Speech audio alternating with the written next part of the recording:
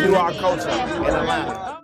Being like a bridge between Atlanta and She's the shit. Takes bomb-ass photos, videos. Looking fresh, looking fly. That's how she roll everywhere she go. やっぱりアキちゃん本当にすごい。I have guest today. His name is Newface, and he is the biggest hip hop fan in Atlanta. Oh, she getting it down. And we know him for a long time.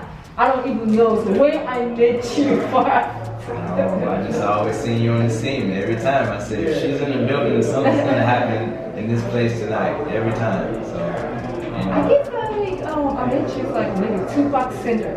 You remember? Like, For his birthday, Right. kids. She used to do concerts. First day I met Maurice Garland too on Memorial Drive. Every year she would do birthday parties for Tupac. every year. So maybe we were shooting there. She would do concerts. Man, my kids went to that camp. Yeah, so once you see inside, you'll see an exhibit where I was part of it, my kids were. But thank you for coming and welcome to Nostalgia. Welcome to Nostalgia. I'm Newface. And what we want to do here is celebrate the culture, the elements of hip hop, from the DJ and the MC, the graffiti, the b-boy. And I, Newface, like she said, the historian, represent the education and the history of it all. Yeah. Yep, so this section kind of represents the DJing, but everything you see in here that's autographed is something from my personal collection, from being autographed by Waka Flocka, Eric Sherman, Jay Prince of Rap-A-Lot, to Redman, to J-Rock from TDE, Kendrick Lamar as a freshman. Wow. So how did you get the autograph? Yeah, all of these are probably Atlanta. Yep. Wow. So you went to the concert. Go to the concert, go backstage, maybe catch them at the club before or after. Even sometimes late night at the breakfast spot, Waffle House, maybe coming out like 21 Savage signed this outside. He signed this outside Waffle House after his birthday party. And right outside, 3 in the morning, I pull this out. He signed this at Waffle House in Piedmont and Far Road, G. Herbert, at Allure for his 21 Savage party there. So baby. You wait on him. Yep. So all the way. Good friend of mine, Dewang, shot this from Motion Family. Yeah, Dewang. So he shot this picture of Little Baby, so he autographed this, but I got a big collection of Little Baby on Source. And again, all autographed too. Wow. What this represents is like some of the history and some of my oldest collection from my first cassette tape ever, Beastie Boys. So you got Big Daddy Kane, and you got Mace, Master P, Bout It, all autographed. Beastie Boys was your first cassette? That I bought with my own money, yep. And I'll take you inside. Because hip hop is one of the only genres that breaks down music by coast. You have East Coast, West Coast, South, Houston, Midwest, but hip hop is the only genre that breaks music down into coast, so that's kind of how we laid out our exhibit. So you'll see the South, you'll see the West Coast, you'll see the East Coast. And with us being in Atlanta, I had to start at home first with my favorite group of all time, Outkast. So we have this piece here by Mike Johnson of Andre 3000, and if you take a closer look, you'll see it's all handmade and created by vinyl and spray painted records. Wow. You see that all by hand. Right. Wow. Yeah, 3000 is kind of God in Atlanta. Yes, indeed. We celebrate him like he's a god. And Big Boy has his own can. Ooh. 1 year ago, limited edition. Tall boy, cooler than a polar bear's toenail.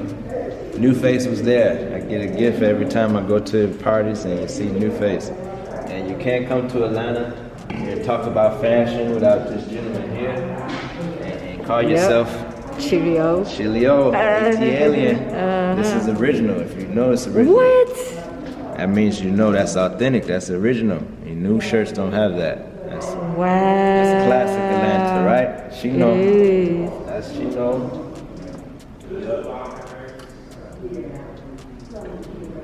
Wow. And then what I like to do is talk about the history and the progression of artists from the time that I started supporting them. So with it starts with, you may have known him as 2 Chainz, but he started in a group on DTP on the Ludacris label, and he was known as Titty Boy on Player Circle with Dollar. And so they had a song called Duffelback Boys with Lil Wayne. But as you can see, we follow the history and the transition from him from that phase to being a solo artist to all his albums. And I've been there when he was a Crown. Shout out to Elliot Wilson at Tidal. He had an event to his latest album, Trap Music. Pretty Girls Love Trap Music. To his latest album that just dropped. So I'm still collecting artists as we speak from their merchandise and everything and promo items. Busta Rhymes, he signed all those. He was a guest on the 85 South Show recently. So I got a chance to meet him and bring out some of his classic material, magazines, CDs, tapes, and he blessed the collection, you know. Wow. A lot of people blessed the collection. So, okay, I have a question. So, like, where are you from, actually? Funny you say that. So, if you look over here, to tell you exactly where I'm from. 313 is our area code. Detroit, Michigan was where I'm from. And Detroit is home of Motown. Hitsville, USA, Eminem, Slum Village, Royce the 5'9", you know. Rest in peace, Jay Dilla, Black Milk. So everything you'll see over here is people from Detroit, Michigan. Stevie Wonder, 8 Mile, Detroit. So this is where it kind of represents home right here. Eminem, of course. Wow. Some of our favorite chips, Better Made, you know. And again, Detroit, just like Atlanta, I went and got, this is imported from Detroit. I got mailed in from Detroit, so this is Big Sean's version of the Budweiser, just like we did with Big Boy. So this is that version. Again, You know, even like open, right? didn't even know. Sometimes I think about it, but like, You think about it. Came to Atlanta in 1994.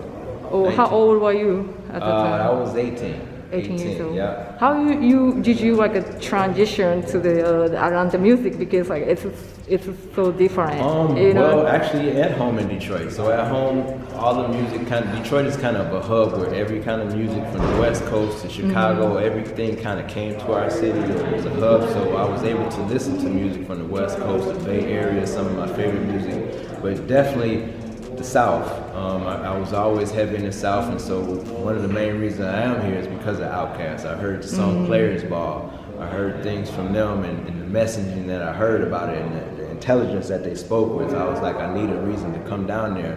And it reminded me of like different world and the college experience and the blackness and the excellence and everything that was evolving. And Camp was big during that time. So I just needed a reason to come down here, and I came down here, and it was a field trip for college, and it was actually Freaknik 94 was here. Oh, okay. So It's still Freaknik is going on I'm here. a Freaknik baby, a Freaknik transplant, so I came down here and I needed a reason to come back, and so I found out about Clark Atlanta and the HBCUs and the AUC area, so I went back home with my head strong and saying I want to be a college, go to black college, and I chose CAU, Clark Atlanta University, and ironically the first artist I met on campus was Outkast and Goody Mob. So, Goody Mob. and they were the reason why I came.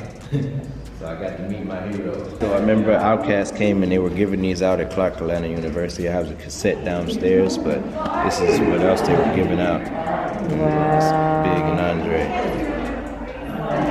And this piece here is a very special piece created by Anderson. And what he did was talk about the evolution of music and a hip hop artist, because talking about James Brown, this gentleman here, he's the most sampled artist in hip hop. So what this piece kind of represents is the reflection of that, and tells the story of all the artists in hip hop that sampled him as well. Wow. And actually, through one visit from T.I., he came in and T.I. actually bought this piece. Oh, he did. Yes. Oh yeah, I see the T.I. right here. Yeah, so maybe that's why he bought it. I can say, wow, that's the big. Left Eye, R.I.P. Left Eye. Oh, wow. And then the good thing about this is this gentleman sacrificed like real music, real CDs inside of here. And I never usually kind of did that, but the only time that I did that from here was when Tupac passed. I took a magazine just like this, took out all my favorite pictures of Tupac, and I cut them out and I made this piece here. And so as you can see, it's magazine cutouts. I cut out by hand and I made one. You made a one? Yes. And just like you spoke, Tupac. Oh yeah, I remember that. Yeah. It was hosted by Erykah Badu and Mike Epps. Right. Yep. And this is when we went to the movie premiere for her son's movie Resurrection. So she autographed that to my daughter and me, and says peace, love, respect, Afeni Shakur. So I got a chance to meet her because she was a teacher and my daughters went to the school.